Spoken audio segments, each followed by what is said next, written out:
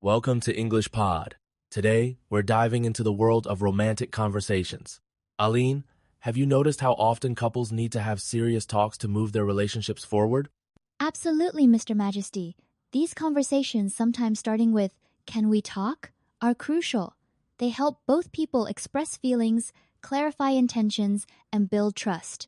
Without them, misunderstandings can grow. Right. And that phrase, can we talk, really sets the stage for something significant, doesn't it? It does. It signals that the topic is important, maybe even life-changing for the relationship.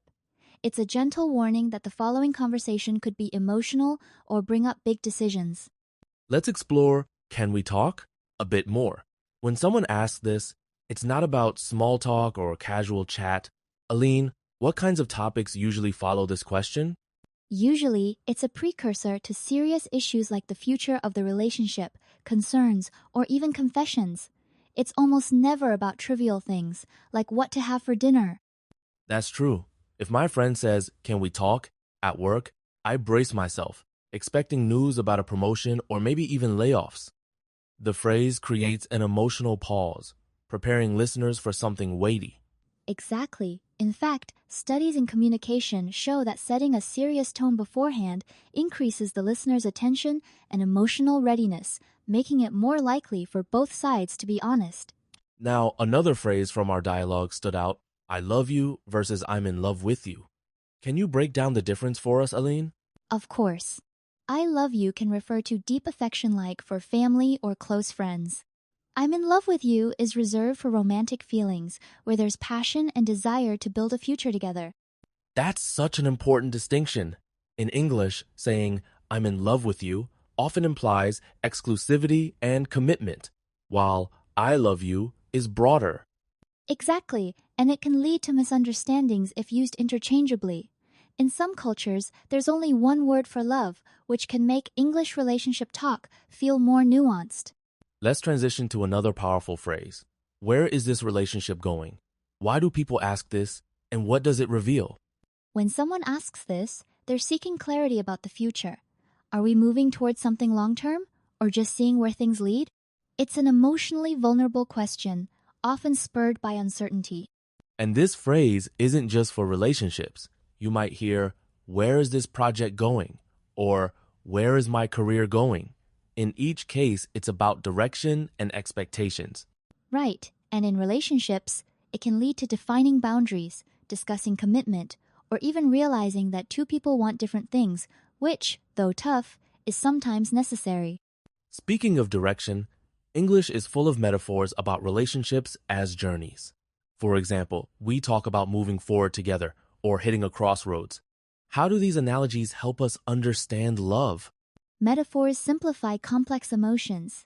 Describing a relationship as a journey makes it easier to discuss progress, obstacles, and destinations.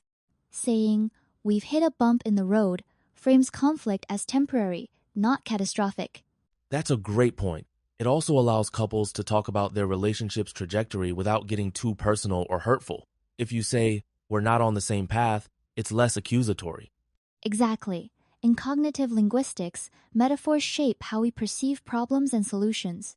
By using journey-based language, people can approach relationship challenges constructively. Another phrase from the dialogue, we've had our laughs captures shared happy moments. But, Aline, can this phrase also hint at challenges? Definitely. It's often paired with phrases like, "We've had our ups and downs." These acknowledge both joy and hardship, showing that relationships are multi-layered, not just happy or sad. It's a way to honor history, right? Saying, we've had our laughs reminds us of the good times even if the present is difficult. It's a balanced perspective. Yes, and psychologists suggest that reflecting on positive memories can actually soften conflict and help couples reconnect during tough times. Let's look at how these phrases can be adapted. For example, maybe it's just time we needs an ending. How can English learners use this structure? It's very versatile. You can say, "Maybe it's just time we talk," or "Maybe it's time we take a break." The phrase allows you to propose changes big or small in a gentle, indirect way. It's less confrontational than saying, we need a break. The structure softens the suggestion, making it easier for the other person to respond. Exactly. Using incomplete phrases invites dialogue and collaboration. It's a communication strategy to avoid escalation and keep things open-ended. Another highlight is pet names terms of endearment like baby or honey. Why are these so common in English couples talk, Erica? Pet names signal intimacy and affection. They help partners feel special and loved. Common ones include sweetheart, darling, and cutie, but couples often invent their own unique nicknames. Some may sound cheesy, like honey bunny or Pooh Bear, but for many, it's a private language that strengthens bonds. Right. Linguists find that using pet names correlates with relationship satisfaction. It's about creating a sense of belonging and shared identity. Let's expand the perspective. How do pet names and love phrases differ across cultures? For instance, what's common in English might sound strange elsewhere. Exactly. In Spanish, gordita means little fatty, but it's affectionate. In French, ma pouce means my flea. These sound odd in English, but are sweet in their contexts. It shows how culture shapes expressions of love. That's fascinating. English learners should be cautious when translating pet names, since direct translations can be confusing or even offensive. Absolutely. It's best to learn what's common in each culture and adapt accordingly, rather than translating literally. Context and tone are everything. Switching gears, let's discuss the idea of a heart-to-heart. How does this type of conversation differ from regular chats? A heart-to-heart is a deeply honest and emotional talk. It's when people share vulnerabilities, fears, and hopes without pretense. Unlike casual talk, it's about connection and resolution. These conversations can be uncomfortable but are often necessary for healing and growth. Conflict researchers say couples who engage in regular heart-to-hearts resolve issues more effectively.